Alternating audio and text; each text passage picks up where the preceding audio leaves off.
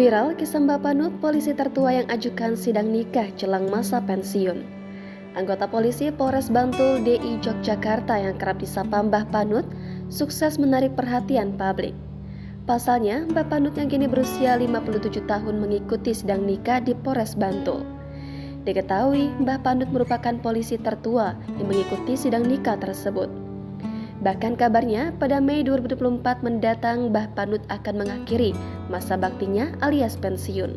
Momen saat Mbah Panut mengikuti sidang tersebut dibagikan oleh akun Instagram @polresbantuldiy. Dalam keterangan unggahan tersebut ada 6 pasangan yang mengikuti sidang nikah termasuk Mbah Panut dan calon istrinya. Di antara mereka ada Mbah Panut yang merupakan peserta yang paling senior karena beberapa bulan lagi akan purna tugas sebagai anggota Polri. Isi narasi dalam keterangan unggahan tersebut. Dalam rekaman video tersebut terlihat seorang anggota Polres Bantul yang berambut putih duduk bersama seorang wanita berblazer dan hijab hitam. Keduanya duduk di aula Polres Bantul dalam rangka mengikuti sidang pernikahan. Mbah Panut terlihat sesekali melirik ke belakang dan tidak lama kemudian seorang rekannya yang bernama Pak Eko Prindavan melambaikan tangan sambil tersenyum.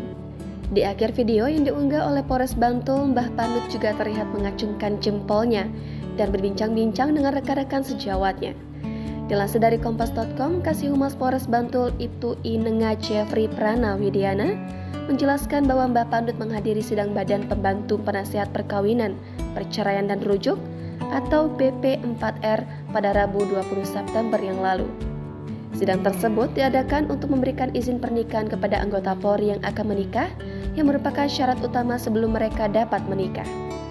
Sidang ini diikuti oleh 6 orang termasuk Mbah Panut. Jeffrey menambahkan bahwa Mbah Panut adalah peserta tertua dalam sidang pernikahan ini, menjadikannya sidang pernikahan pertama di Polres Bantul dengan peserta tertua. Mbah Panut dibantu oleh rekan kerjanya Bribka Eko Widianto yang berperan sebagai saksi dalam sidang pernikahan tersebut.